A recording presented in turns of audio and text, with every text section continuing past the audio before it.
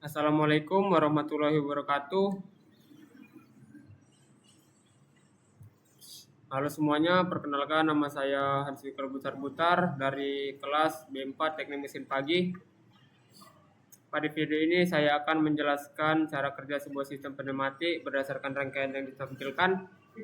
Pembahasan meliputi nama komponen, fungsi setiap komponen, jenis valve yang digunakan beserta alasan penggunaannya, logika kontrol yang digunakan, serta cara kerja sistem secara keseluruhan.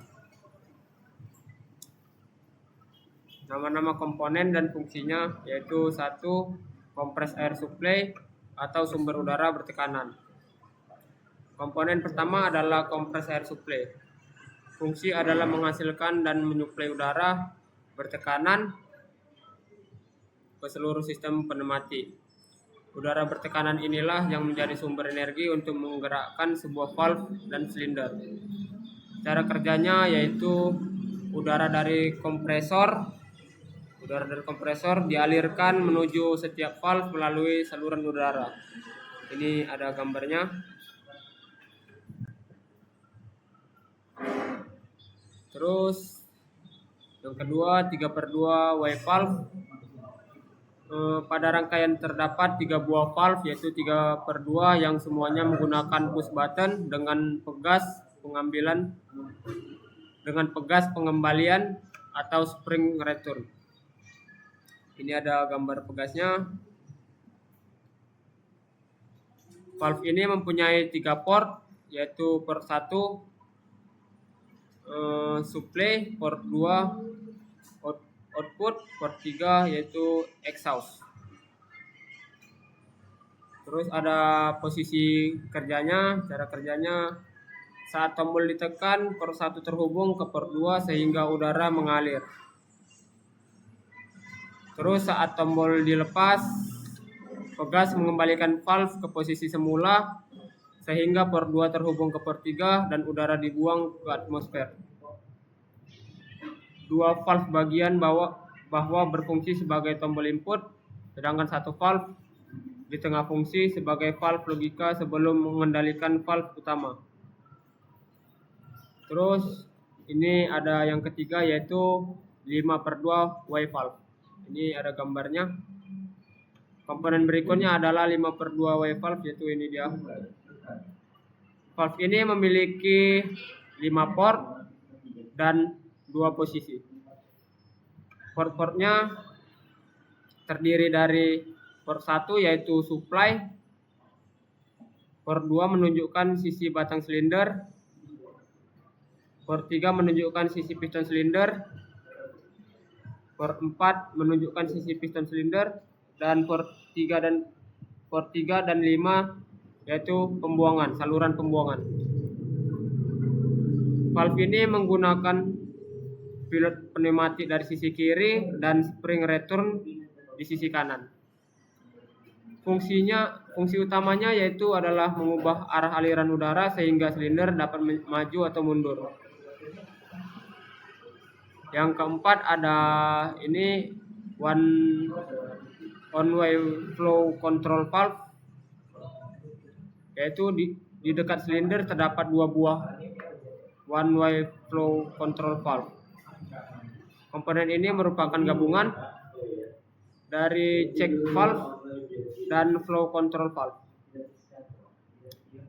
Fungsinya adalah mengatur kecepatan gerakan silinder hanya pada satu arah aliran. Saat udara mengalir melalui check valve, udara mengalir bebas. Sedangkan pada arah baliknya, udara dipaksa melewati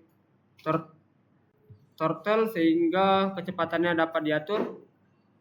Dengan komponen ini, gerakan silinder menjadi lebih halus, stabil, dan tidak menghentak.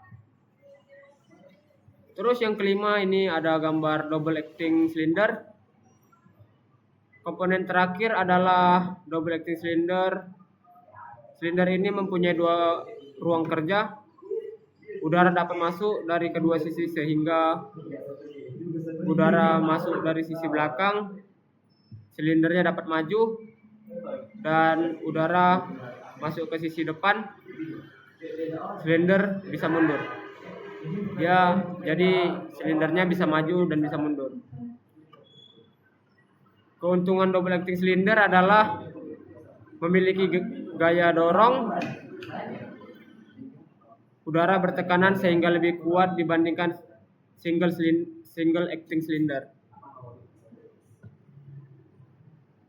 Ini gambarnya.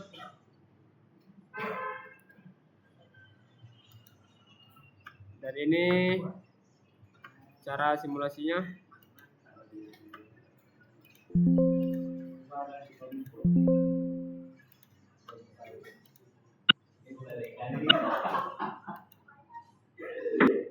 Ya, jenis valve yang digunakan dalam alasannya, jenis valve yang digunakan dan alasannya.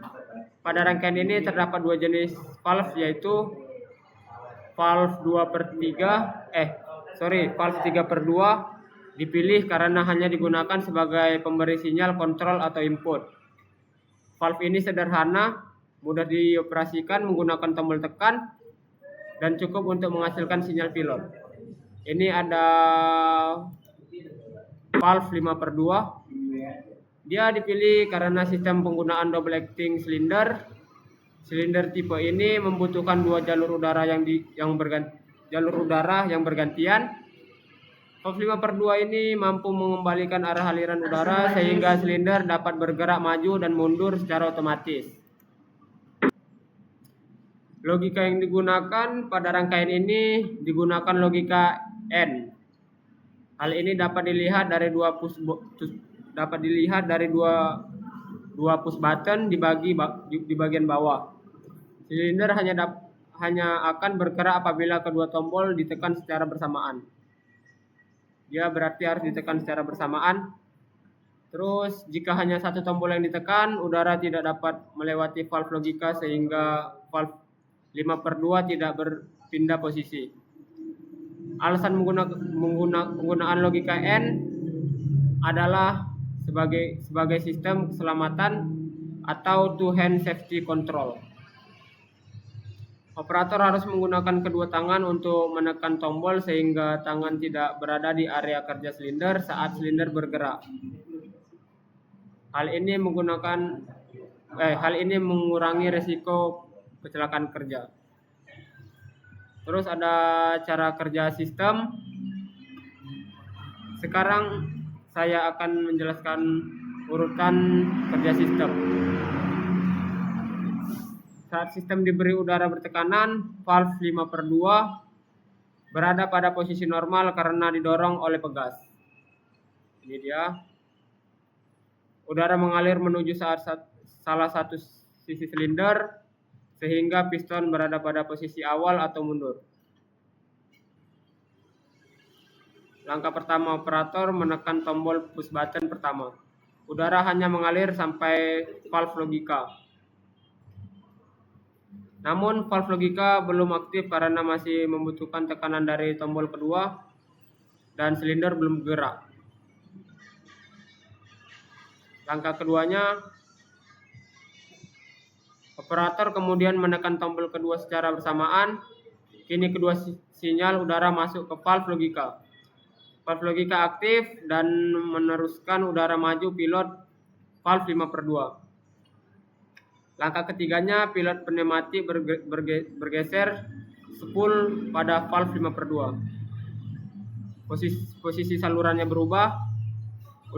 Udara dari port supply dialirkan menuju salah satu sisi silinder. Sedangkan udara dari sisi lainnya dibuang melalui exhaust. Akibatnya piston bergerak maju. Langkah keempatnya, selama piston bergerak maju, udara buangan melewati on-way flow control valve. Ini dia. Besarnya bukan flow control menentukan kecepatan atau lambat gerak piston. Karena itu kecepatan silinder dapat diatur sesuai kebutuhan. Terus langkah kelimanya, ketika tombol dilepas, sinyal pilot hilang. Pegas pada valve 5/2 mengembalikan spool ke posisi awal. Aliran udaranya berubah. Terus udara masuk ke sisi sebaliknya sehingga silinder kembali mundur ke posisi awal. Silindernya mundur ke posisi awal. Dan siklus pun selesai. Terus ada informasi tambahan. Beberapa informasi penting mengenai rangkaian ini adalah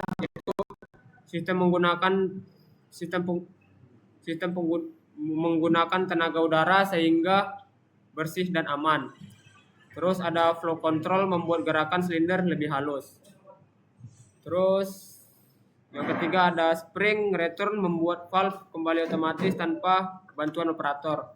Yang keempat, exhaust berfungsi membuang udara setelah digunakan. Terus yang kelima, logika N meningkatkan keselamatan operator karena mengharuskan penggunaan 2 tangan. Terus ada yang keenam, sistem seperti ini banyak digunakan pada mesin press, mesin stepping, mesin pemotong, dan sistem otomatis industri. Terus kesimpulannya, sistem pneumatik ini terdiri dari sumber udara, valve yaitu 3/2 dan valve 5/2, dan on-way flow, control valve, dan double acting cylinder. 2 buah valve 3/2 bekerja menggunakan logika N, sehingga silinder hanya bergerak apabila kedua tombol ditekan secara bersamaan. Selanjutnya, valve 5/2 mengatur arah aliran udara untuk menggerakkan silinder maju dan mundur. Sedangkan on-way flow control valve yaitu mengatur kecepatan gerak silinder agar lebih stabil dan aman. Demikian penjelasan saya mengenai simulasi kerja sistem pneumatik ini. Terima kasih. Assalamualaikum warahmatullahi wabarakatuh.